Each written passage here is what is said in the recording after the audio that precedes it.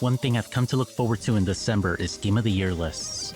Not only to provide a recap of things I've played, but to discover gems that escape my radar. Light Dreamer was one that did, and man, did it come as a shock. The game looked phenomenal, compelling me to pause the video I was watching to buy it there and then. What would surprise me most is that it wouldn't merely be one of the best games I play all year, it would become one of my favorite shmups entirely.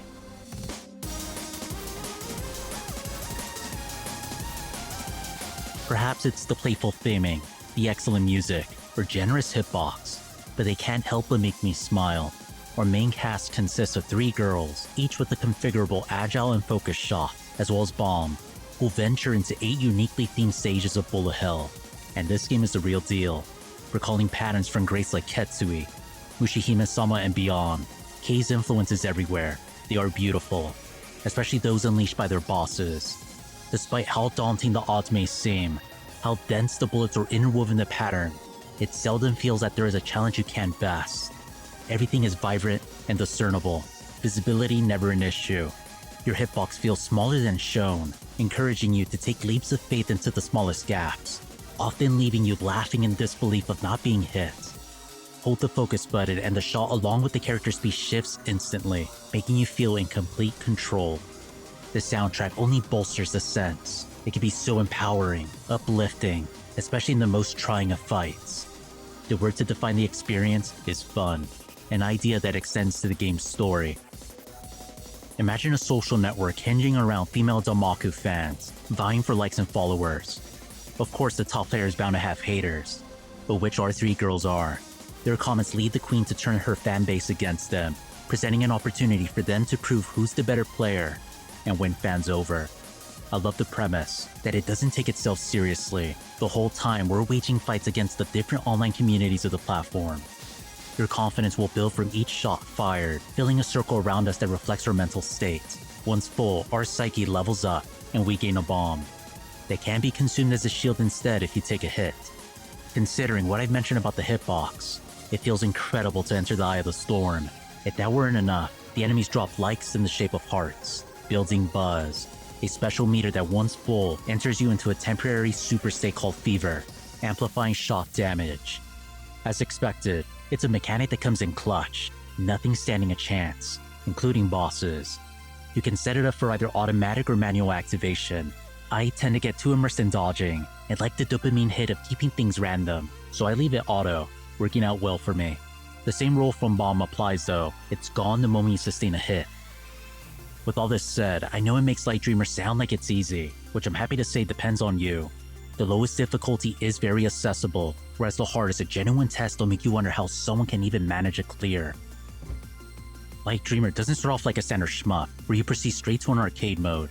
No, in lieu, the game has you play through each stage individually, from your choice of 3 difficulties. Upon clearing each one, only then do you unlock this game's version of arcade mode, Trial Mode. I kept wondering, why go about things this way? It became lucid fast. It was all training for a 1cc. You're afforded no continues. The game thus lavish score-based extends. You're bound for several before the final boss, perhaps gathering 1 or 2 hidden ones here and there. Still, by the end, even with bombs that can be used as shields, it's common to be running on empty by the final stage. Something else, should you want to fight the true last boss, you'll need to receive no more than 6 hits the whole run. Framed in the context of the average shmup, less than that will prompt the game over, so it's not bad. It's something to work towards, and Light Dreamer excels in providing the feeling that it's doable, that one success will build to another. Clear the game on Expert. Nightmare will unlock to repeat the process from stage select to arcade, with one final difficulty after that, Chaos. It must be said that even on the game's standard difficulty, Maniac, patterns can take you off guard, and Nightmare has demonstrated some, where I wonder, how can things get even more intense? This is already amazing. It makes me laugh in that it reminds me of an autobiography I once read about an ultra-marathoner. I vaguely recall a friend of his saying something to the effect, "Dude, it's just a double marathon. All you're doing is running them back to back. Easy." They ran because they loved it. You'll keep playing because you'll feel the same. Trial mode will unlock other things like Boss Rush 2, and the unique approach Light Dreamer takes to it makes me want to jump in, whereas other games I may just be glad to have the option. It's easy to recommend the game to people wanting a good amount of content, as much as to build or test their skills. An excellent stage to do so is one that was patched in as its own challenge. You oppose the artist community, with the difficulty labeled extra. It's a feat to get to the boss, even more to defeat her 16 phases, some being off the wall like Cosmo Dreamer, the developer's anterior game. I recommend it too, by the way.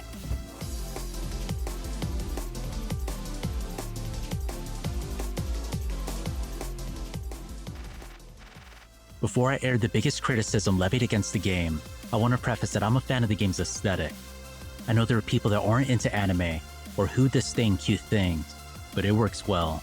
Just look how expressive these character portraits are. They're great. No, what people will take issue with isn't so much the style, but what it gives liberty for. Let's just say there's a liking for disproportion among the staff. In fact, a common question is if there's any way to disable background art, especially for one of the girls, Vanilla Alice. You do unlock a sad overlay, but no, you cannot play without background art, for those wondering. I do favor female designs as I do my women in real life, more modest. Nevertheless, it doesn't bother me that she, as well as many of the bosses, are super endowed. I know for some it is a deal breaker, but I want to stress how great the gameplay is, that it won't disappoint. For those who were fans of the art, there is a gallery you earn images for. The other two girls have tamer designs, so should you have reservations about the art that will prominently display, you can use them instead, or at least until you get the overlay. I would recommend playing as each girl, as there is variation among their speed and attacks. Their individual equips and endings are different also, with my favorite being Ojako's, reminding you that, yeah, we are controlling avatars in a social network. Like Dreamer is a fun game, one fans of Bullet Hell or those interested in entering the world of shmups won't want to miss. It has so much on offer, a SCG experience that takes the strengths of cave gameplay and infuses it with a unique energy. Will make you feel that there is no difficulty that can't be surmounted, no pattern that can't be evaded, no height you can't reach.